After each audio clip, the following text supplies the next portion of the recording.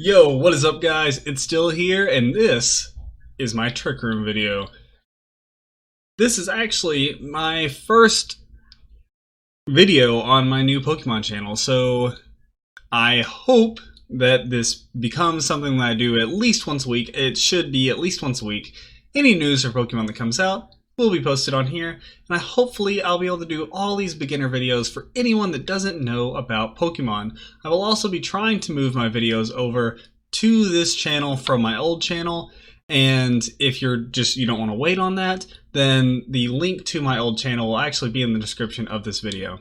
So I'll go ahead and clarify, this video is for beginners. This is explaining how Trick Room works and how to build the basis of a Trick Room team. I'm not going to go into a whole team with everything surrounding the Trick Room, but we're just going to talk about Trick Room so people understand. If you've never been into VGC, if you've never been into competitive Pokemon, maybe you're just getting back into it because of Sword and Shield, then I'm just going to kind of explain one of the most powerful ways to play Pokemon.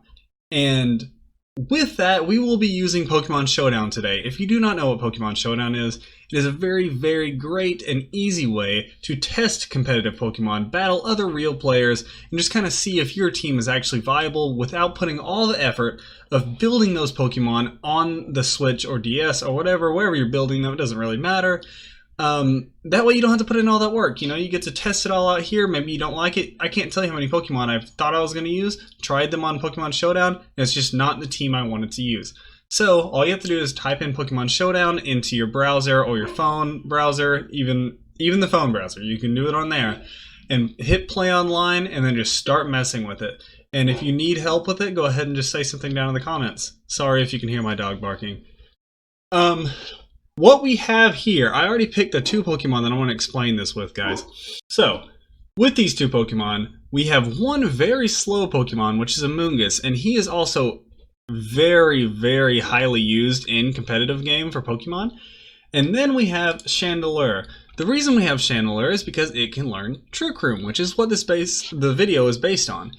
Most Pokemon that can learn Trick Room are going to be Ghost or Psychic type, and there could be some exceptions, maybe some Fairy types. I'm not 100% sure. I can't remember all of them that can use it. But this will be very easy to use. Click on a Pokemon, see if they can use the move. You can just type it in. So that's how I have Trick Room here. Now, with Trick Room, what it does, just to go ahead and get that out there, Trick Room is going to make it where the slower Pokemon move before the faster Pokemon. It's a very simple concept. However, it is very powerful. One of the reasons for this is that you can put stats. You don't have to worry about speed because you want them to be slower. So you can put all your stats in HP, defense, attack, special attack, whatever you want to put it in, and you have more stat points to kind of put out there. And that's what's really important and can make a big difference. As well as some very powerful Pokemon have low speeds, and it makes them more viable because they don't have to take a shot before they get to attack the opponent if you have Trick Room up. However, with Trick Room, you do have to think about the counters, and we will get to that because obviously it can be countered. It's not completely overpowering. Moving on, you want to have at least a couple Pokemon. If you're playing with the Trick Room team, you want to have at least two. Most likely, so that you can have two Pokemon during Trick Room out on the battlefield so that they're taking advantage of that Trick Room. One Pokemon, like I just said, is Amoonguss, and as you can see here, I actually have 0 speed on him on his IVs, and I have a negative nature. And the nature, and if you guys don't know anything about Pokemon in general, nature, stats, all this stuff, I will have a video about that as well, which is just the very, very, very, very basics of Pokemon and everything else. But anyway, that'll be in the new channel. With this, we have a nature that lowers his speed, so he's even slower, and you have 0 IV speed, and it is just extremely low. It's at a 58 after everything comes through. That is extremely low. You're going to be slower than almost anyone in the entire game. Amoonguss is a very slow Pokemon. So when you put Trick Room up, Amoonguss comes in. Amoonguss is going to move first all the time. Now, he's not exactly who you want for Trick Room. You want to have someone that can do a lot of damage and kind of dish out that damage and win you the game. But the point is that he's a very slow Pokemon and he's very used in the metagame, so he does get to attack. And especially with his Sleep Powder and Rage Powder, which Rage Powder goes first anyway, but with Sleep Powder, you're going to be able to put people to sleep before they can attack you, and that's going to be very important, especially with VGC where you can Sleep Powder, and it ruins the game for your competitors. However, one thing that I want to talk about here with Trick Room, now that we've kind of got the basics of what Trick Room the move is and what it's good for in circumstances, I kind of want to talk about, you want to have at least a couple fast Pokemon, you know? So Trick Room only lasts for 5 turns, so you understand. And 5 turns is only so much. It might not even be less than that. No. 5 turns, and turn order is reversed. Slower speed goes first. So 5 turns seems like a lot. It sounds like a lot when you think, oh wow, 5 turns, like I could easily kill a Pokemon in 1-2 shots. There's only 4 Pokemon playing in VGC.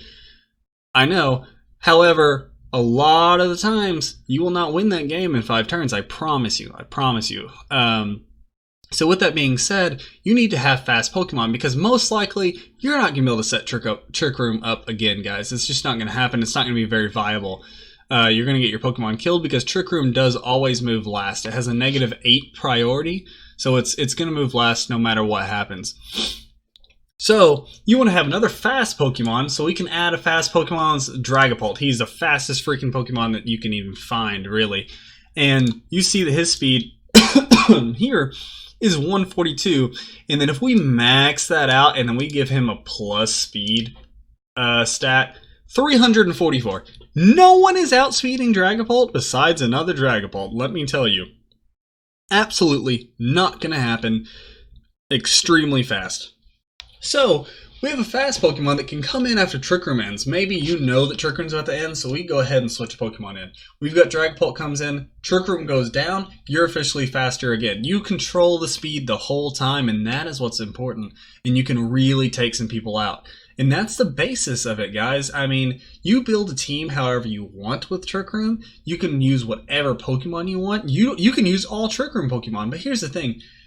People who play competitive, they're going to know that it's a Trick Room team. If you pop up and you've got all Pokemon that are just generally slow, they're going to know, oh wow, this person's going to play straight Trick Room. So they're going to try to counter that by killing your Trick Room Pokemon. So they could kill Chandeleur, which is very fragile of a Pokemon. And then you're just screwed because they're going to be faster the whole time, and the whole point of your plan was to use Trick Room. So you got to have some type of way to combat that here, which is why I say to have probably 1 to 2 speed Pokemon at least. And with that being said, guys, I mean, that's pretty much it. If you have any questions about how Trick Room is used and good comp strategies, go ahead and comment down in the comments for the video and just let me know.